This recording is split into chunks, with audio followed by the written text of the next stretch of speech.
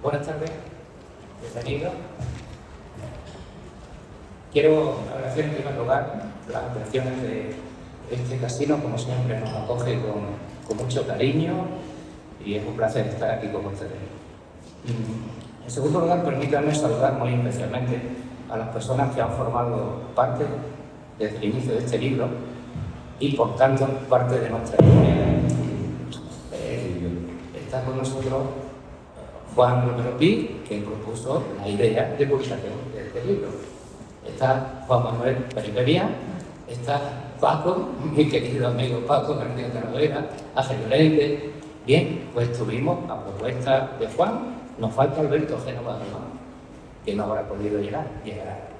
Y ahí se propuso la idea de la publicación de un libro que se nos indicó como algo muy especial, que merecería la pena que consideráramos en cuanto a su lectura.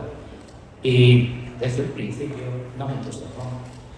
También está Alfonso Caballé, que hoy no está como, pues claro, está en América, pero nos manda también mucho cariño.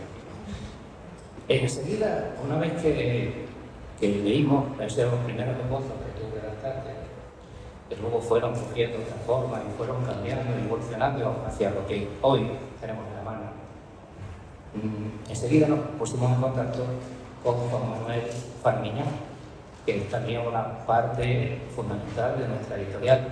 Juan Manuel es catedrático emérito de Derecho Internacional Público en la Universidad de Jaén, titular de la cátedra Jean Monnet y de la cátedra de Derecho Aéreo del Espacio de la misma universidad. Una persona con una trayectoria y un prestigio académico incalculable y un excelente amigo. Esas son las personas que decidimos acoger en nuestra editorial, no solo a un esfuerzo, a un trabajo que sí, ya de por sí decía mucho, sino a una persona que fuimos conociendo y fuimos queriendo, apreciando. ¿Hace cuánto tiempo estuvimos en Granada?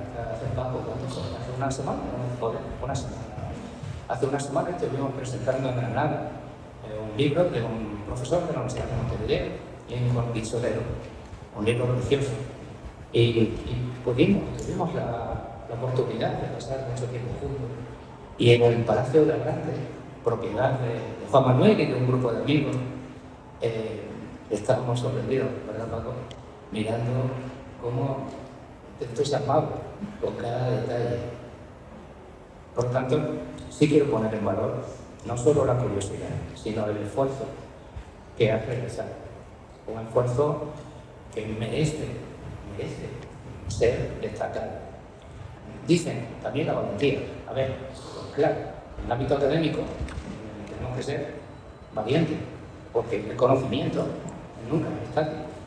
Nos obliga a cada vez y a cambiar de opinión y a conocer. Nos pasa el derecho, ¿verdad, Carlos? Nos pasa de todo. No podemos ser un mero gestor. El conocimiento no se gesta, se hace. Y tú tienes una inquietud que merece destacarse. Así que estamos honrados de contar contigo, no solo de libros, sino todos los venideros, y de que estén en nuestra pequeña familia de ilusiones que es esta editorial. Así que bienvenido y Gonzalo, por favor, tienes la palabra. Muchas gracias. Yo, en primer lugar, darle las gracias a Ani y a Carlos. Para que no se me olvide nada, lo tengo escrito. Y bueno, a ver si me respetan, porque tengo un catarrazo, si me respeta el catarro, ya sé que no, pero el catarrazo y puedo leer sin interrupción. Bueno, cuando Ani y su marido Carlos me pidieron hacer la presentación de este libro, lo primero que les tuve que decir fue que yo no era ni pretendí nunca ser un especialista en Colón o en el descubrimiento del Nuevo Mundo. Por mi formación, yo soy médico, siempre me interesó más lo que ocurrió en nuestro planeta a partir de octubre de 1492 desde un punto de vista demográfico y epidemiológico. Porque ese momento en la historia de la humanidad supuso sin duda un antes y un después en todos los sentidos.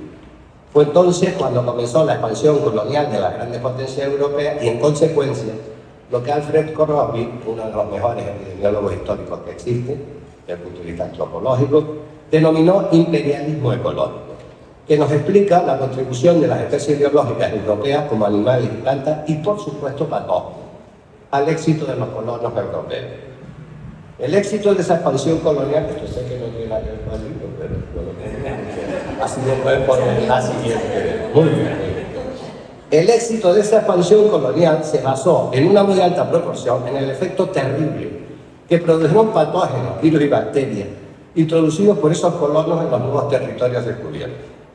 Ellos fueron los responsables de un sinfín de epidemias por no haber tenido contacto previo con dichos gérmenes, en lo que se denomina medicina y epidemiología y epidemias en suelo vírico.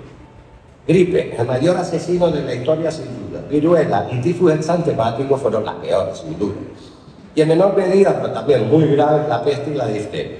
Por citar solo algunas de esas enfermedades que fueron el gran aliado que se dio en el gran aliado para uno y el peor enemigo para nosotros, eso está claro.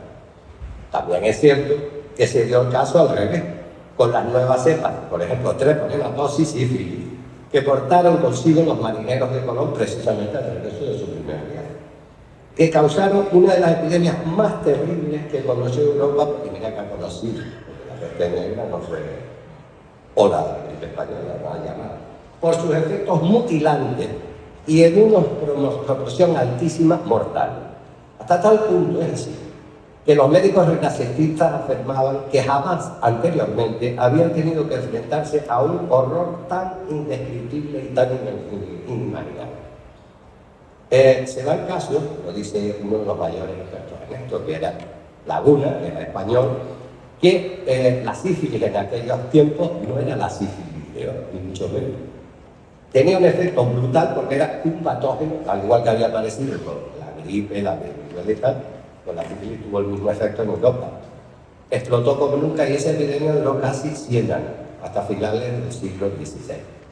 Bueno, dicho esto, que creo que es importante saber y que no se menciona en profundidad del libro, porque obviamente cae fuera de como dirían los americanos, del scope, de los objetivos del mismo, me es obligado a continuar esta presentación comentando algo, siquiera someramente, mira que es difícil porque no me diste ningún dato, sobre Ariadna Criado García. Ari, para todos sus amigos, la autora de este libro. Aparte de una gran persona, Ari es sobre todas las cosas una persona modesta. Y digo esto porque por mucho que insistí, solo quiere que diga hoy sobre ella, que es licenciada en Bellas Artes por la Universidad de La Laguna y ama de casa, se puede llamar, no lo creo, pero casi fue ensalada de gozarla. Muy bien. No obstante, esto sí que es importantísimo decirlo, se lo decía antes de la presentación, me ha demostrado unas cosas que voy a decir ahí. Tiene unas características que Ari tú podrías haber estudiado cualquier carrera, incluyendo astrofísica, así que, porque tiene una capacidad de trabajo a prueba de bomba, eso es una empezada. Un interés por los temas que le apasionan fuera de toda duda. Una curiosidad que la hace sumergirse en ellos con total dedicación. Una gran imaginación y un valor, y esto es importante, muy difícil de apreciar en investigadores con más experiencia que ella en el campo de la ciencia, independientemente del campo científico del campo. Y esto te lo digo.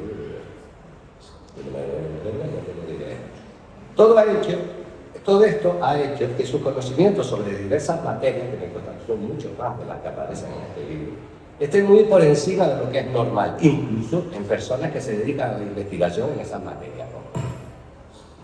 Aunque ella misma confiesa que Colón y el descubrimiento no le interesaban para nada cuando era joven, yo diría que sigue siendo muy joven, pero bueno, yo ya dice que cuando era joven, desde hace ya años, nuestra autora fue interesándose paulatinamente en el tema, hasta convertirse en una auténtica apasionada, y diría que una experta, por la figura de Cristóbal Colón, el descubrimiento del Nuevo Mundo y todo lo que subyace en esta apasionante etapa de la historia humana.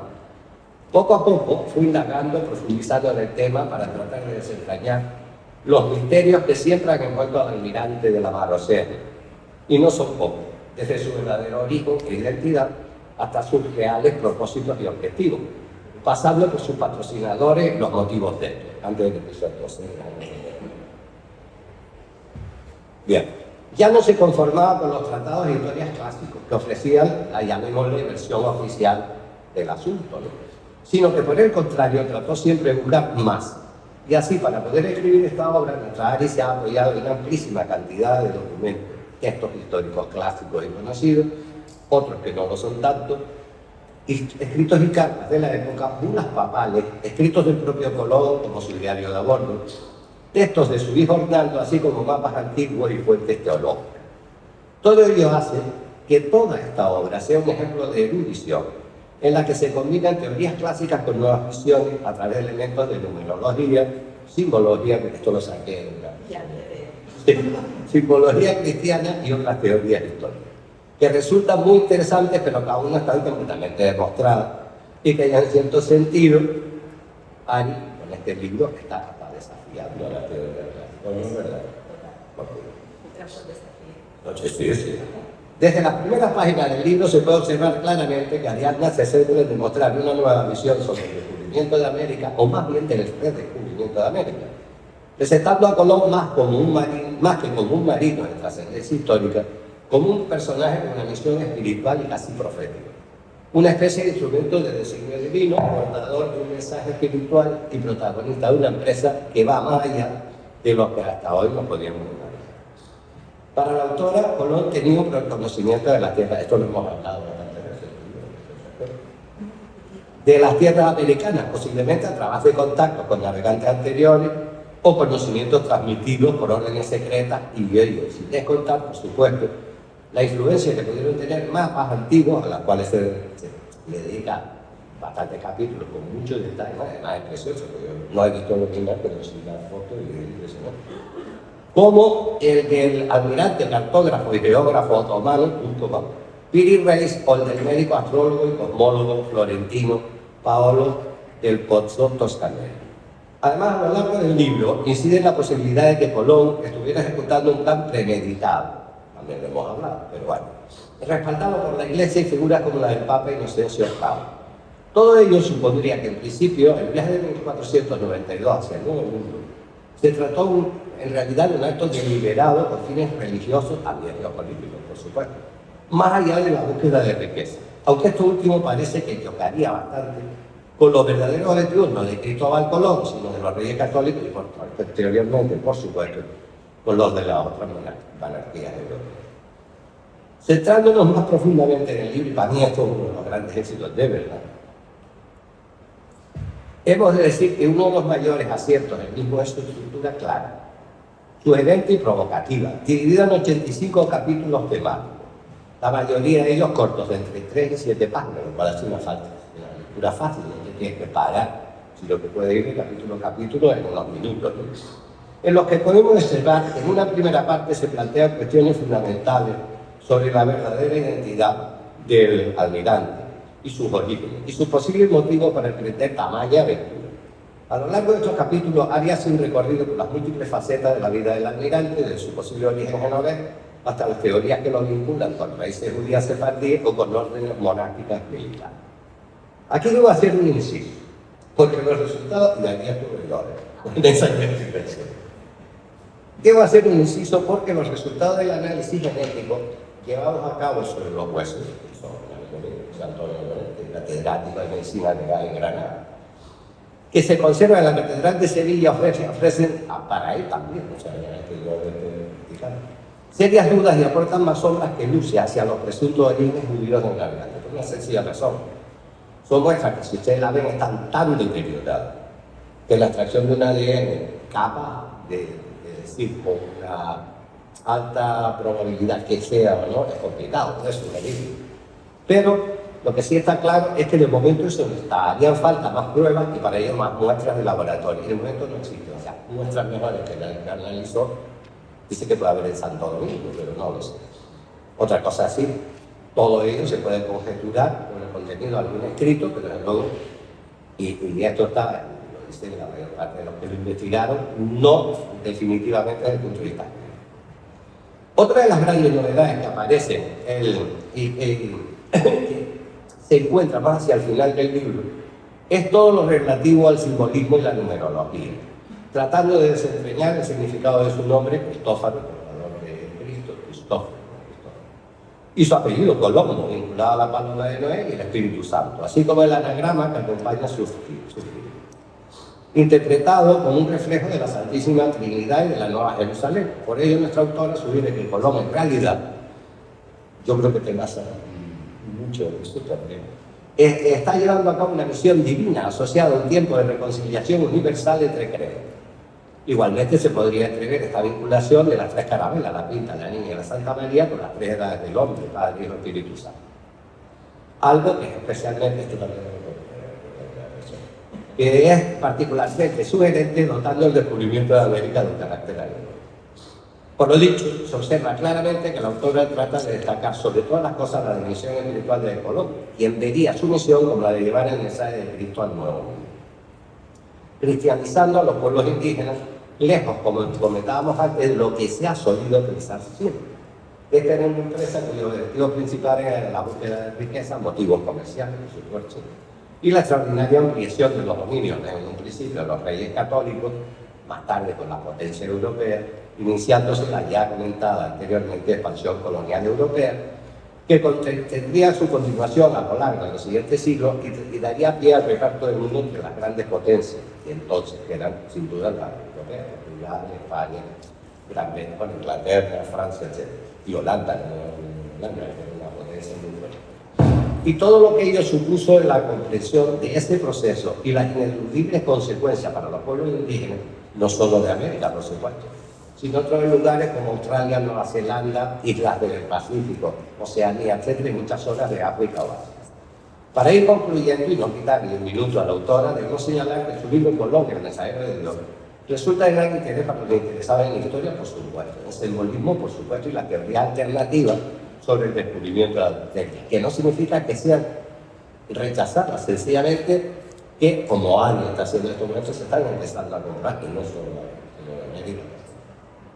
Ya ahora, se empezaron a ver en la permanente leyenda negra, pero sin embargo, también es cierto que la erudición de la que hace gala Ari quizás es un poco apabullante para lectores no versadores. Eres una erudita, ¿no? Podemos adelantar desde ya que por la audacia que resuma en todas sus páginas y las nuevas visiones sobre el descubrimiento y su protagonismo en todo lo que le rodea, esta obra resultará polémica, porque al margen de lo atrayente que resulta su lectura, y es verdad que lo digo, algunas de las hipótesis que se vierten en ella carecen de un consenso académico total en la actualidad y pueden generar cierto grado de escepticismo cuando no rechazo. Pero también está claro que ya era hora de que alguien compilara en un libro todo lo que se sabe, se puede saber y se sospecha sobre uno de los hechos más trascendentes de la historia de la humanidad. El descubrimiento de América y su auténtico protagonista, Cristóbal Colón. No olvidamos que lo pensó. Bueno, no importa, era Cristóbal Colón. Por todo ello, podemos afirmar que Colón, el mensajero de Dios, es sin duda alguna una contribución valiosa, muy valiosa, al debate sobre el legado de Colón y su lugar en la historia de la humanidad. En efecto, Ari logra su objetivo principal, provocar la reflexión sobre uno de los personajes más enigmáticos que han existido en la historia. Y su libro no busca reemplazar a los manuales y tratados clásicos, sino abrir una vía interpretativa en la que la intuición, el símbolo y la fe ocupan el lugar de los documentos y la cronología cerrada. Comencé hablando de Ariadna Criado, concluyo hablando de Ari. De ella, una y otra vez diré siempre lo mismo. Ha demostrado durante toda la elaboración de este libro que posee una capacidad científica innegable. Y ahora lo reafirmo aquí otra vez. No todo el mundo tiene esa fuerza interior que le impulsa a saber más, a recopilar más datos, a plantear hipótesis, independientemente de la audacia arriesgada e incluso provocativas que pudieran llegar a ser. Y por supuesto, tener el valor de hacerlo independientemente de las dificultades con las que se pueda enfrentar. Porque eso es precisamente la base de toda investigación científica. Sin esa fe, ese esfuerzo y esa constancia, es imposible llegar a ningún lado en el mundo de la ciencia. Por ello creo que debemos animarla a seguir en esta línea y que no se pierda esa capacidad una vez concluida la obra que hoy se presenta aquí. Y que muy bien pudiera ser la obra de su vida, pero esperemos que no sea la única. Muchas gracias. Ahora que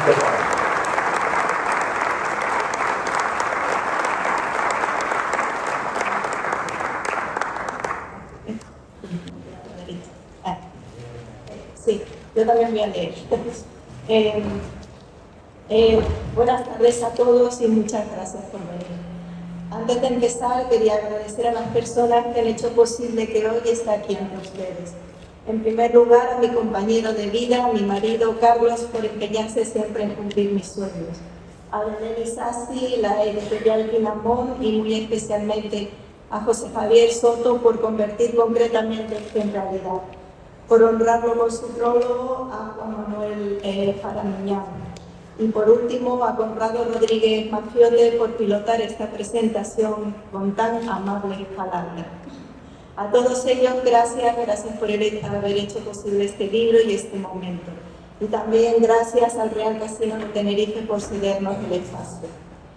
Entre los presentes reconozco la cara de amigos de infancia y amigos presentes, de familia, pero también como un regalo inesperado de conocidos y desconocidos. A todos me gustaría avanzarles que intentaré atraerles a mi obra de la forma más amena y breve posible. Sin embargo, permítanme antes una pequeña introducción. Todos de niños hemos tenido un sueño, y como pueden ver en la imagen, el mío siempre fue descubrir un tesoro. Por eso quería ser arqueóloga, pero no por las riquezas, sino por vivir la emoción de hallar algo valioso y desconocido. Les aseguro que desde hace más de 20 años vivo esa emoción cada vez que contemplo un cuadro o me asomo a las páginas de la historia. Porque sí, finalmente encontré un tesoro, aunque no de riqueza, sino de un saber oculto donde el símbolo se convierte en la clave de una fuente nueva de conocimiento. La mayoría me conocen, saben que llevo años estudiando a Colón. Incluso los más privilegiados, como mi madre, han sufrido mis eternos monólogos. Pero creo que pocos saben cómo comenzó todo. Verán, era el año 2003. El Código Da Vinci se había convertido en un fenómeno editorial y quizás por ello, al hojear una revista de historia, un cuadro llamó mi atención. Su título, Los últimos momentos de la vida de Cristóbal Colón. Como pueden comprobar, en la obra aparece Colón en su lecho de muerte sujetando unas cadenas que por su forma parecen cerrarse en torno al cuello de algo o alguien sobre cuya cabeza invisible reposa su mano Colón. Algo hizo clic en mi cabeza, ya que relacionó su mano con la de la Virgen de las Rocas, donde la ambigüedad anatómica del ángel ayuda a crear la sensación de que también la mano de María descansa sobre una cabeza invisible. Fue así como, picada por la curiosidad, comencé a estudiar a Colón, y al hacerlo comprobé que todo en su vida era un misterio. Y que por eso existen tantos Colones como libros escritos sobre él. Tras leer algunos de ellos, me percaté que los historiadores se centraban prácticamente en rebatir las teorías o conjeturas de otros. Así que me hice con un libro donde se recogían los textos y documentos escritos por el propio Colón. Y lo que allí descubrí, entre sus líneas, fue un personaje totalmente diferente al de la historia. Decidí entonces dejar a un lado las conclusiones de otros y buscar las mías, centrándome únicamente en las palabras de Colón y las de su hijo Hernando, a quien hoy debemos la primera biografía de su padre. A partir de entonces, y de la mano de ambos, poco a poco me fui internando en una historia oculta y olvidada, como la protagonista del Código. Había descubierto un tesoro. Finalmente estaba viviendo mi sueño de niña, que hoy suma un nuevo hito al estar aquí ante ustedes. Pero voy a ser honesta, este libro no es una novela como el Código Da Vinci, y tampoco un texto académico propiamente dicho, aunque cada conclusión se ve respaldada por la documentación de su tiempo y el testimonio de sus protagonistas. Por eso, al abrir sus páginas podrán comprobar que la gran mayoría son citas que pueden consultar si quieren hacer una lectura rigurosa, pero que si confían en mi análisis, para hacer más fácil su lectura, también se las pueden saltar. Sea como fuere, lo que les aseguro es que mucho de lo escrito les va a sorprender, porque la vida de Colón está llena de contradicciones históricas, claves ocultas y significados espirituales que son muy incómodos para la historia y que por eso se han preferido obviar. Es más, estoy segura de que a muchos el título ya les sorprende: Colón, el mensajero de Dios. Sin embargo, es así como se define a sí mismo en muchas de sus cartas. Veamos un ejemplo. Del nuevo cielo y tierra que decía nuestro Señor por San Juan en el Apocalipsis, después del dicho por boca de Isaías, me hizo mensajero y mostró aquella parte. Declaraciones como estas evidencian que no es cierto que Colón muriera creyendo que había llegado a Asia, ya que sabía que América era una nueva tierra y el cielo del hemisferio sur un nuevo cielo. Pero también revela una espiritualidad que nos incita a saber cuánto desierto hay en sus palabras. Así descubrimos que en el texto de Isaías Dios promete: llénense de alegría porque voy a crear algo nuevo. Voy a crear el cielo nuevo y nueva tierra. Todo lo del pasado será olvidado y nadie lo recordará más. Y en su Apocalipsis San Juan revela: después vi un cielo nuevo y una tierra nueva, porque el cielo primero y la primera tierra desaparecieron y el mar ya no existe más. Y así fue. Si lo piensan fríamente, a partir del descubrimiento y como se dice en el Apocalipsis, desaparecieron el primer cielo y la primera tierra, el cielo y la tierra antiguo de nuestros clásicos, y el mar tenebroso, ya no existió más. Desde entonces, tal y como se dice en Isaías, todo lo del pasado ha sido olvidado y nadie lo recuerda más, ya que ¿cuántos de ustedes recuerdan el cielo y tierra de Heródoto, Eratóstenes o Estrabón, plano limitado? Por eso es comprensible que Colón se viera a sí mismo como un mensajero de Dios y que incluso recopilara un libro de profecías que, según él, habían anticipado su papel en la historia. Y es que Colón se atreve a interpretar las Sagradas Escrituras e incluso ante los reyes católicos a asegurar que era nombrado por el Espíritu Santo con declaraciones como las que siguen: y con este fuego vine a vuestras altezas. Todos aquellos que sufrieron de mi empresa con risa la negaron, burlando. Todas las ciencias que dije arriba no me bastaron, ni las autoridades de ellas. En solo vuestras altezas quedó la fe y la constancia. ¿Quién duda que este alumbramiento no fuese del Espíritu Santo? Colón se erige así como un mediador entre Dios y los hombres, una labor que en aquella época únicamente le correspondía a la Iglesia y a los sumos pontífices. Por eso, mientras para los expertos declaraciones como esta únicamente evidencian la personalidad megalómana de Colón, para mí aquí descansa la clave de su identidad. ¿Por qué? Pues porque por declaraciones mucho más leves que estas, otros habrían advertido en las obreras. Esto me confundía. Hasta que un día llegó a mis manos el revelador libro Colón, el último de los templarios, de mi hoy amigo Ruggiero Marino, aportando la prueba que hoy, en un anuario del Vaticano, junto a un camafeo de Inocencio VIII, la Santa Sede reconoce: ayudó a Cristóbal Colón en su empresa de descubrir América. Tenía sentido, porque durante los llamados pleitos colombinos, ante una pregunta del fiscal, muchos testigos afirmaron que antes de partir con Colón al descubrimiento, Alonso Pinzón había viajado a Roma para recibir de un familiar de este papa información sobre el viaje. Pero lo que yo no sabía es que actualmente el Vaticano lo reconociese.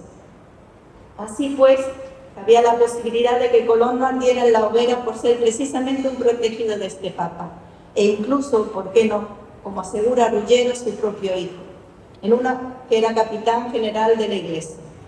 En una reunión que tuve el honor de tener con Consuelo Varela, una de las mayores expertas del tema, tras mostrarle alguno de mis hallazgos, puse sobre la mesa la posibilidad del apoyo de Inocencio VIII.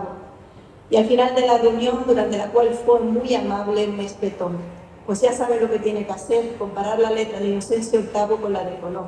Seguramente fue una forma cortés de despedir a una loca, pero tenía razón.